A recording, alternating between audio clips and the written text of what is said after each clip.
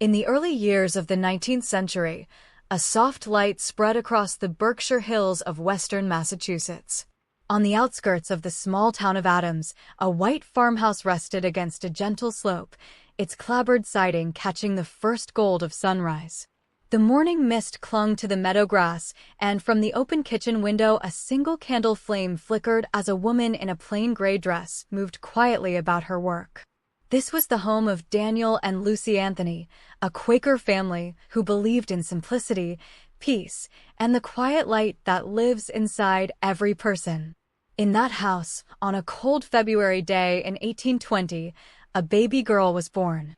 They named her Susan Brownell Anthony, and from her very first breath, she was wrapped in an atmosphere of calm, hard work, and deep principle. Inside the farmhouse, the day began with the soft sound of a broom on wooden floorboards and the gentle clatter of iron pots. Lucy Anthony moved through the rooms before her children stirred, her long skirt brushing the wide pine planks as she built the morning fire. The kitchen smelled of cornmeal and fresh milk. Upstairs, little Susan would wake to the pale light slanting through a small window, the world outside still hushed under a blanket of frost. She dressed in the simple, unadorned clothing that Quaker custom required, no ribbons, no bright colors, just honest fabric against the skin. After a quiet breakfast, the children gathered around their mother's chair to hear a passage from the Bible, the words spoken in a low, even voice that matched the stillness of the hour. As a young girl, Susan learned to move through the rhythm of the seasons on the family farm. In the spring she would walk to the barn carrying a little wooden pail, her shoes leaving small prints in the damp earth. Inside the barn the air was cool and smelled of hay and animal hide, and thin shafts of sunlight fell through gaps in the boards, lighting the dust motes that floated in the shadows. She collected eggs from the hens, feeling their warm, smooth weight in her palms. In summer, she sat on the stone step of the kitchen garden, shelling peas into a chipped bowl while a robin sang from the fence post. The world she knew was small, measured by the distance a child could walk in an afternoon, and it was filled not with urgency, but with a deep, patient order.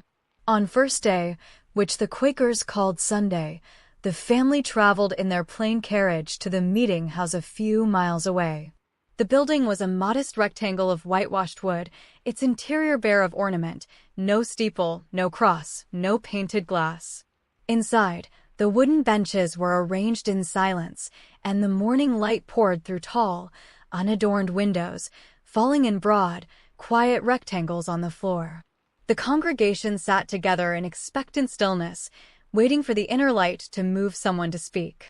For a child, those long stretches of silence could feel like a held breath, but Susan absorbed the peace of that room, the way time seemed to slow. It was here that she first understood that a woman's voice, when it rose from sincere conviction, was meant to be heard. Back at home in the evenings, the family gathered in the keeping room where the fire gave off a steady, amber glow. Daniel Anthony, a tall man with a gentle bearing, would read aloud from a newspaper or a book of essays, while Lucy's knitting needles clicked a soft rhythm. Susan curled on a low stool near the hearth, the warmth painting her cheeks as she listened. Her father believed in education for his daughters as much as for his sons, a radical idea in those times, and so the farmhouse hummed with talk of tariffs and abolition and the rights of human beings. But these conversations were never shouted. They were murmured by lamplight, like the turning of pages in a well-read book. On clear nights, after the candles had been snuffed out and the house settled into sleep, Susan would sometimes kneel on her bed and look through her window at the stars scattered across the Berkshire sky. The world beyond the farm was vast and full of voices she had not yet heard, but in that moment there was only the cool glass against her forehead and the sound of the wind moving through the pines. She felt a quiet certainty, a small, steady flame inside her chest, that her life would be spent in service to something larger than herself. She could not yet name it, but the feeling was as real as the moonlight on the floorboards. Years later, when people spoke of Susan B. Anthony as a fiery reformer, they rarely imagined this beginning, the girl in a plain gray dress who found contentment in collecting eggs and sitting in silent meeting. But it was precisely this childhood stillness that formed her strength. The Berkshire mornings taught her the beauty of patience. The Quaker calm gave her a deep reservoir of peace from which she would draw for the rest of her days. And the soft, unhurried light that fell on her mother's kitchen table would stay with her always, a quiet reminder that the greatest changes often begin not with a shout, but with a whisper. When Susan was 6 years old, her family moved from the farm in Adams to the village of Battenville, New York, where her father built a cotton mill along the banks of a steady, green river. The new home was larger, but the daily rhythms remained gentle. There was still the sound of water over stones in the morning, the scent of bread baking, and the low murmur of her father's voice reading after supper. In Battenville, Susan began attending a small school, and it was there, in a room filled with slanting afternoon light, that the quiet girl found her calling. She loved the sight of chalk dust on her fingers, the smell of ink, and the patient task of shaping a letter on a slate until it stood straight and true. The schoolhouse sat at the edge of a meadow, a single room with whitewashed walls and a row of windows that looked out upon a stand of elms. Each morning, Susan walked the packed earth path with a handful of other children, the dew still wet on the grass blades. Inside, the wooden benches were worn smooth by generations of restless pupils, and the schoolmaster's desk stood at the front like a quiet sentinel. The light in that room changed with the seasons, sharp and silver in winter, golden and heavy in autumn. Susan absorbed it all, the way the sun moved a single slow inch across the floorboards during a long reading lesson, how it turned the dust to gold when a child clapped an eraser against the windowsill. She was a child who found joy in precision, in taking a page of figures and making them orderly. Her slate was never smudged, her copybook never dog-eared. But beyond the neatness, there was a hunger in her mind. She read whatever she could find: the almanac, the Bible, the few volumes of poetry her mother kept wrapped in linen. In a time when many believed a girl's education should end with simple reading and stitching, Susan's parents saw no ceiling. Daniel Anthony believed a woman's mind was no different from a man's, and Lucy, who had once been a teacher herself, nourished that belief with patience and soft-spoken encouragement. The little schoolhouse became a sanctuary where Susan's thoughts could grow as freely as the wild clover in the meadow. At 17, Susan's family faced a financial difficulty, and she left school to help support them. She took a position teaching at a small school in New Rochelle, boarding with a Quaker family. The work began before dawn, when she would rise in the cold dark, light a single candle, and review her lessons while the house slept around her. The classroom was much like the one of her childhood, a quiet space where the maple tree outside pressed its branches against the glass, and the children's faces looked up with drowsy trust. She taught them reading, writing, and arithmetic, but she also taught them to stand up straight and speak clearly, to believe that their ideas mattered. Her voice in those lessons was never loud. It was steady, like the ticking of a clock, a sound you could build your thoughts around. In the afternoons, when the children had gone home and the schoolroom stood empty, Susan would sometimes stay behind to clean the blackboards and sweep the floor. The light at that hour was soft and tired, stretching long shadows of desks across the wooden planks. She would pause at the window and watch the road, a ribbon of pale dust leading toward the horizon. In these still moments, she felt the first whisper of attention that would follow her all her life. She was paid a fraction of what the male teachers earned, though her work was just as careful, just as dedicated. The injustice did not make her angry in a loud, clattering way. It planted itself inside her like a splinter, quiet and persistent. She would carry it with her not as a wound, but as a question. During those teaching years, she lived simply. Her room was a small, clean chamber with a white quilt on the bed and a pitcher of water on the washstand. In the evening, she would sit by the window and write letters home, the scratch of her pen the only sound. Outside, the world was full of a low, trilling hum of insects, and sometimes a horse and carriage passed with a gentle rattle. She described her students, the weather, the books she was reading, but between the lines there was a growing sense of purpose. She knew that she was destined for something more than a schoolroom, something that would carry her far from that quiet road. Yet she was in no hurry. The years of teaching shaped in her a deep well of patience, the kind of patience that would one day sustain her through decades of slow, steady work. One evening, as she packed her belongings to leave a teaching post and move once more, she opened her window and looked out at the deepening twilight. The sky was awash of lavender and rose, and the evening star hung just above the tree-line. She felt a sudden, calm clarity, the sense that all her small, quiet choices were leading her somewhere. She closed the sash, blew out her candle, and stood for a long moment in the dark, listening to her own breath. The world outside was silent, and in that silence she made a private vow to never again accept a lesser place simply because she was a woman. It was a quiet promise, spoken only to the night, but it would echo across the rest of her days. In 1845, Susan's father moved the family to a spacious farm on the outskirts of Rochester, New York, a place that would become the quiet hearth of her life's work. The house was a sturdy, square structure with a wide front porch and tall windows that looked out over apple trees and rolling pasture. A lane of maples led from the road, their branches meeting overhead like the vaulted ceiling of a cathedral. Inside, the rooms were filled with a particular kind of light, the soft, amber glow that came filtered through the leaves in the long afternoons. It was here, in this peaceful countryside, that Susan's world widened. The Anthony home became a gathering place, a refuge where people could sit by the fire and speak freely about the great moral questions of the day. The house hummed with hospitality. Susan's mother, Lucy, managed the kitchen with a calm grace, keeping a kettle on the stove and a basket of fresh bread on the sideboard. In the evenings, the parlor was often lit by several oil lamps, their flames steady and golden, casting a warm circle of light on the gathered faces. Men and women in simple Quaker dress or dark wool suits would settle into the worn armchairs, cups of tea balanced on their knees.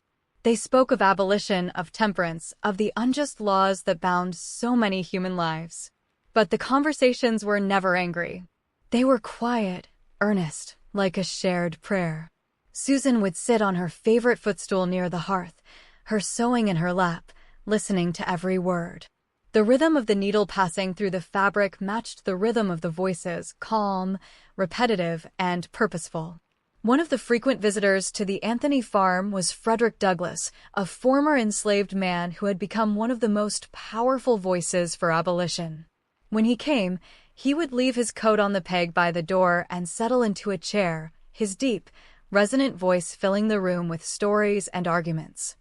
But even in his intensity, there was a gentleness in that house, a trust born of shared cause. Susan admired him deeply, and their friendship was woven from long, thoughtful talks on the porch while the evening stars came out. He would sometimes read aloud from a newspaper while she poured another cup of tea, and in those small, ordinary gestures the seeds of a national movement were being planted. The farmhouse parlor became a seedbed of quiet revolution.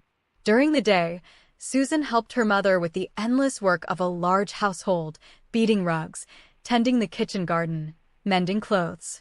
The garden was her favorite place, a patch of tidy rows where beans climbed wooden poles and marigolds bloomed at the edges.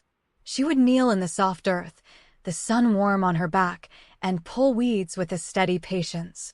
The scent of crushed mint would rise around her, and from the nearby pasture she could hear the lowing of cows. These hours of domestic labor were not a retreat from her ideals, they were a foundation. She believed that the work of freedom had to begin in the way you lived each day, in the care you gave to the things nearest at hand. A woman who could order a garden could order a meeting hall, and she learned both in that country haven.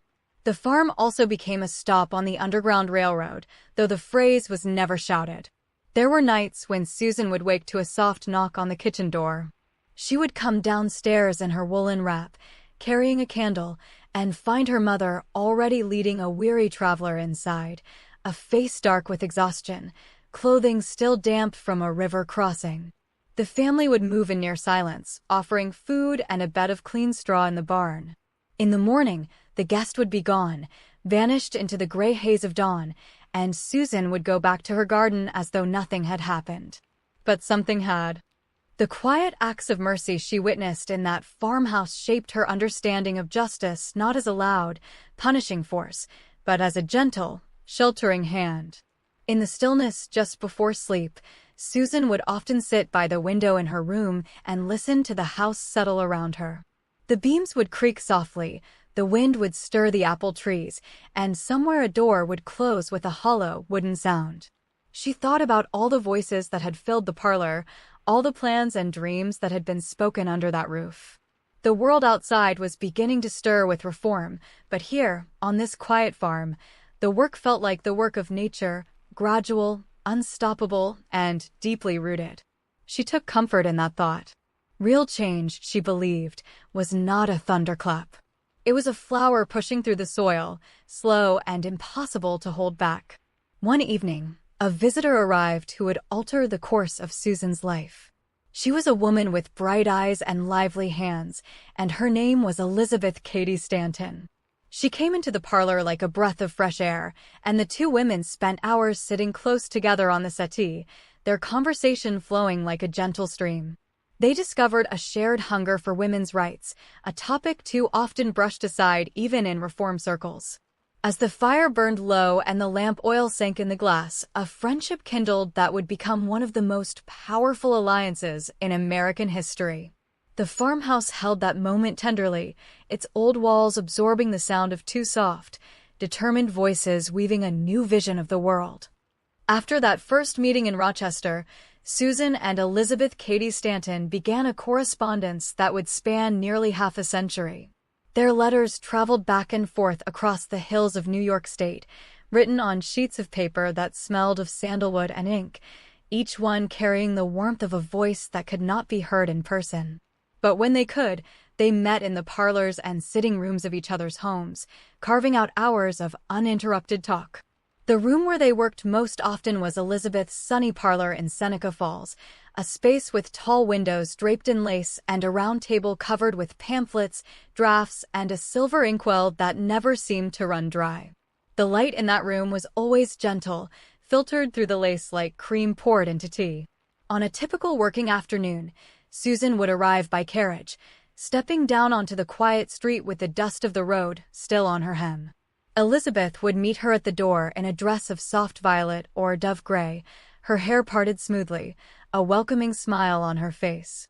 They would settle at the table, and for the first few minutes the talk would be of gardens and children, of the price of flour and the last book they had read. Gradually the conversation deepened, pulling up the great tangled questions of women's legal invisibility, their right to own property, to keep their wages, to speak from a public platform. The clock on the mantelpiece ticked away unnoticed. Tea grew cold in the cups. Outside, the village of Seneca Falls went about its ordinary day, unaware that two women were carefully, steadily dismantling the architecture of inequality. Susan took notes with a swift, neat hand, her pen moving across the paper in a quiet, scratching rhythm. She was the disciplined one, the organizer who could take Elizabeth's soaring ideas and arrange them into petitions, resolutions, and clear, calm arguments. Elizabeth was the fountainhead, words tumbled from her mind like water over a fall, brilliant and unstoppable. But Susan's presence was the bank that guided that flow, and together they made a river. When they paused to rest, they might take a stroll in Elizabeth's small garden, where asters and dahlias bloomed in the late summer light. As they walked arm in arm along the narrow path, bees droning in the blossoms, they spoke of the dream of a convention, a gathering where women's demands would be spoken plainly and without apology. The Seneca Falls Convention of 1848, which Elizabeth had already helped organize before their friendship began, was a foundation stone, but the work that followed required a long, patient, and often tedious labor. Susan understood this better than anyone. She spent countless hours at that table, writing letters to congressmen, drafting articles for the newspaper, and copying out speeches in her beautiful, legible script. The afternoon light would move across the lace curtains, casting shifting patterns of flowers on the wooden floor. Elizabeth would sometimes read aloud a sentence she had just finished, testing its sound, and Susan would listen with her head slightly tilted, her needlework stilled. Every word was chosen for its truth, not its fire. They wanted to persuade, not inflame, to build a case that could stand quietly on its own, like a house built on solid stone. Their friendship was not made of grand gestures, but of thousands of small shared moments. They mended each other's gloves, shared meals of bread and cheese served on china plates, and once, during a summer storm, sat together by the window watching the rain silver the leaves of the maple trees. Susan would often stay the night, and after dinner they would retire to the parlor where a small fire had been lit. In that darker, softer light, they talked of their own lives, their joys and disappointments, their weariness and their hopes. These were not moments for history books. They were simply two friends, two women finding solace in each other's company, yet the trust built in that quiet room became the bedrock of a movement that would outlive them both. Through the long decades that followed, the demands of the cause would sometimes separate them physically, but never in spirit. Elizabeth, raising a large family, often found herself bound to her home, while Susan took to the road to carry their message across the country. Before each departure, Susan would pack her modest carpet bag while Elizabeth stood in the doorway, her hands clasped. They would embrace without many words, because by then the silence between them was heavy with understanding. The image of that moment, a woman in a dark traveling dress, a reticule on her wrist, standing in the rectangle of morning light that fell through an open door, would carry Susan through the lonely hours on trains and in strange hotel rooms. She knew that no matter where she traveled, she carried the quiet afternoons of Seneca Falls inside her. One ordinary Tuesday, as the leaves began to turn and the air carried the first bite of autumn, the two women sat at their table and drafted the language for a new campaign, a woman's right to vote. The idea was radical, so bold that many of their own allies warned them away. But in that room, with the scent of wood smoke drifting from the chimney and the lace curtains stirring in a gentle breeze, it felt as natural as the turning of the seasons. Susan dipped her pen into the inkwell and began to write the words that would define the rest of her life. The pen made its soft, persistent scratch, and a blue jay called from the garden, and the clock kept counting the quiet minutes. It was the most revolutionary of afternoons, and it felt exactly like peace. The morning of November the 5th, 1872, rose clear and cold over the city of Rochester. A thin frost silvered the rooftops, and the smoke from 100 chimneys rose straight into a pale blue sky. In the quiet house on Madison Street, Susan B. Anthony rose earlier than usual. She dressed with the same plain care she had practiced all her life, a gray wool dress, a white collar, a dark bonnet tied beneath her chin. The house was still dim, the gas lights not yet lit, and she moved through the rooms with the hushed footsteps of someone who does not want to disturb a sleeping world. But there was a fullness in her heart, a quiet exhilaration that she recognized from years of waiting and working. This was the day she would do something both simple and enormous. She would cast a vote. She ate a light breakfast of bread and tea, standing at the kitchen window as the sun began to gild the bare branches of the elm tree outside. The street was empty, the neighbors still behind their curtains. The only sound was the distant clip-clop of a milk wagon making its early rounds. Susan had spent recent weeks speaking to other women, encouraging them to follow her example, but this morning she walked alone. She pulled on her gloves, opened the front door, and stepped out into the crisp November air. The fallen leaves crunched softly beneath her shoes, their brown and gold carpeting the sidewalk, and the chill brought a gentle color to her cheeks.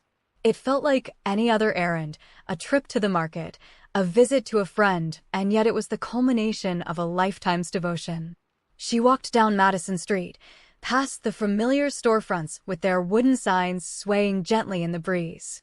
The barber shop where the polling was being held sat on a corner, its red and white pole a quiet beacon. Inside, the room had been converted into a simple voting place, a long wooden table with a ballot box, a registrar's book, and a few chairs against the wall. A handful of men stood by the stove, warming their hands, and the air smelled of shaving soap and old tobacco. When Susan entered, the conversation hushed for a moment and then resumed in a lower key. She approached the table with calm deliberation, her back straight, her voice as steady as when she addressed a hall of 1,000 people. She asked to be registered.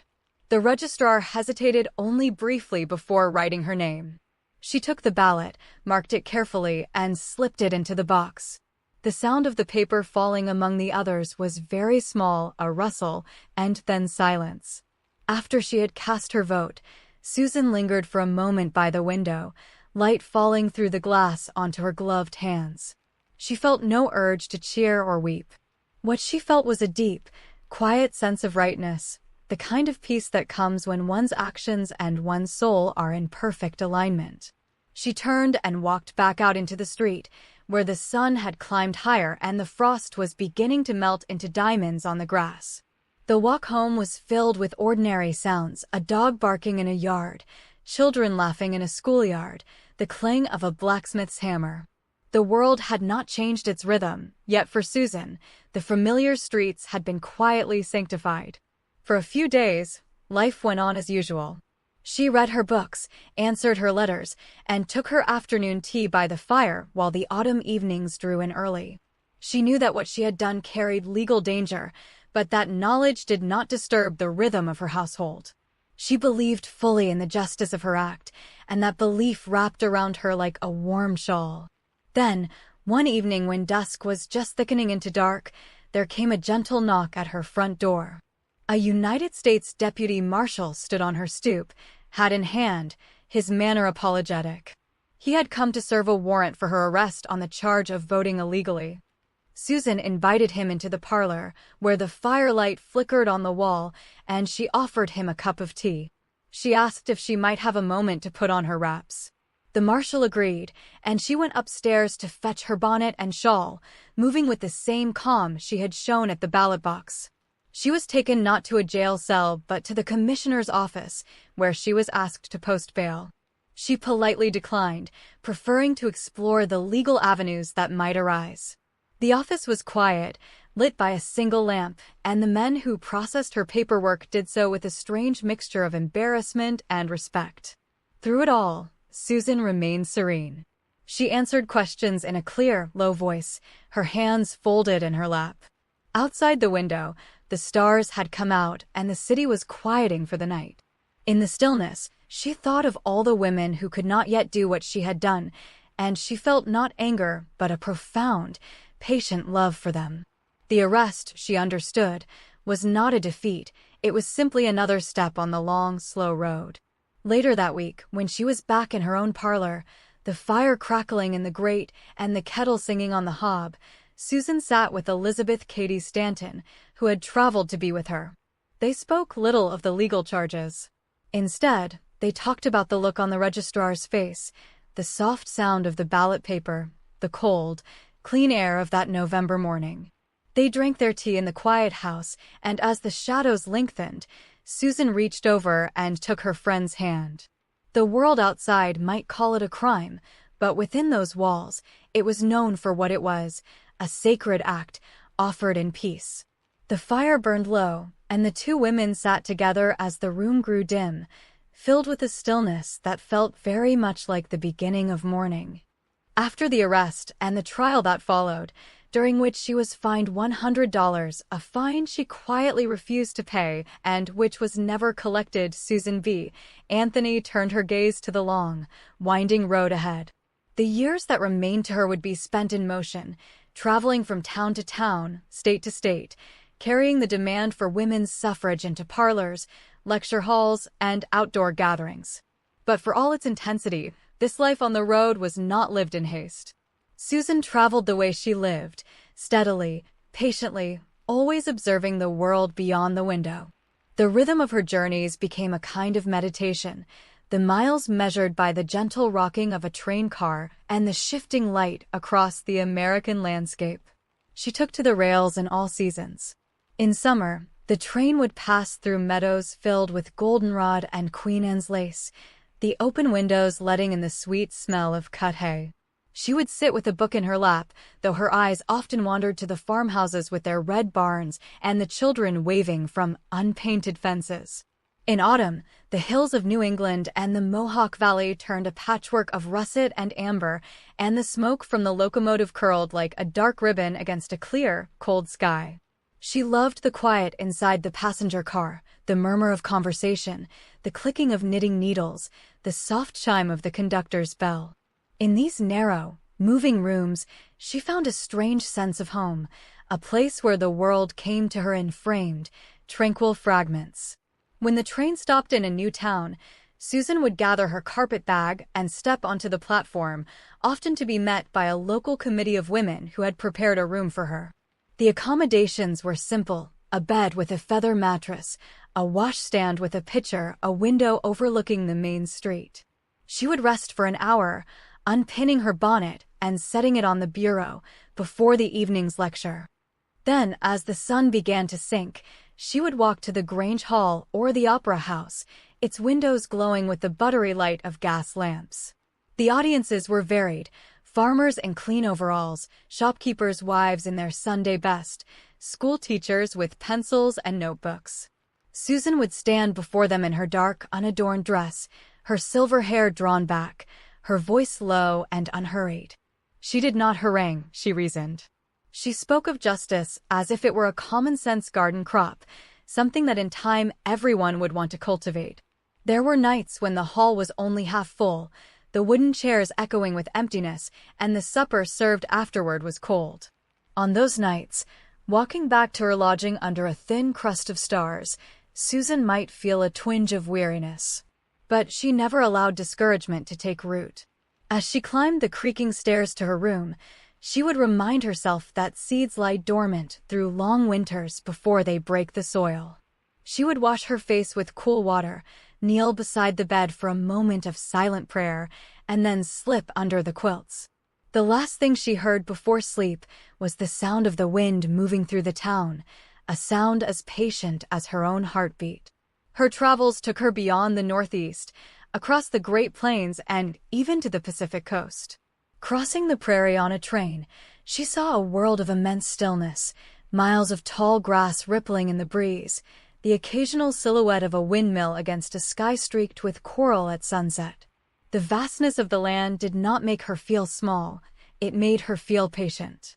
If a single woman could cast a stone into a lake and watch the ripples spread, then surely a lifetime of small, steady deeds could reach every shore.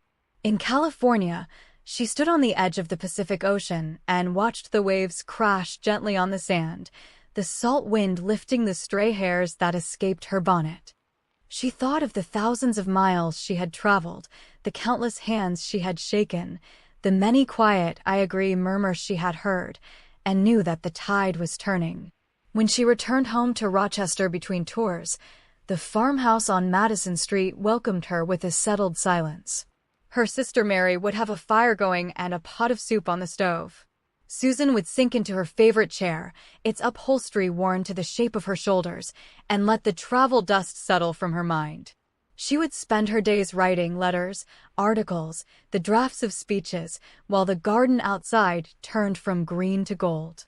The house, so full of voices in earlier decades, was often still now, populated mostly by memories. But those memories were not sad to her. They were like the old photographs on the mantelpiece, faded but dear. In the evening, she would take up her sewing and sit by the window, watching the twilight turn the apple trees into dark lace silhouettes. In the final years of the 19th century, Susan's body began to slow, but her spirit remained a steady flame. She took fewer long trips and spent more time at home, receiving visits from younger reformers who came seeking her counsel. They would find her in the garden, a shawl around her shoulders, a sunnet shading her face, pulling a stray weed or tying up a drooping stalk. She would invite them to sit on the porch, and they would talk while the bees hummed in the lavender and the afternoon light grew heavy and honeyed. These young women brought her stories of their own campaigns, and she listened with deep attention, nodding slowly. She was passing on not only the cause, but the method, the patient, peaceful, unwavering way of moving through the world that had defined her life. One cool spring afternoon, Susan sat alone in her parlor, a letter from Elizabeth Cady Stanton in her lap. The handwriting had grown shaky, but the words were still full of fire. She read it 3 times, tracing the letters with her fingertip, a soft smile on her lips. The fire crackled. The clock ticked. Outside, a robin sang its evening song. She folded the letter carefully and placed it on the pile she kept tied with a blue ribbon. Then she leaned her head back against the chair and closed her eyes, not in sleep, but in a kind of peaceful reverence for all the days she had been given. The gentle road had been long, but every mile had been walked in the company of a quiet, unshakable faith. As the new century unfolded, Susan B. Anthony became a living monument, though she herself would have refused such a title. She continued to rise early each day in the Rochester house, already dressed before the sun topped the trees. The house was quieter now. Her beloved mother and many of her siblings had passed on, and her companion in the long fight, Elizabeth Cady Stanton, was largely confined to her own home by age. But Susan's days remained full of small, cherished routines. She would water the geraniums on the windowsill, their red petals bright against the white lace curtains, and prepare her own simple breakfast of toast and tea.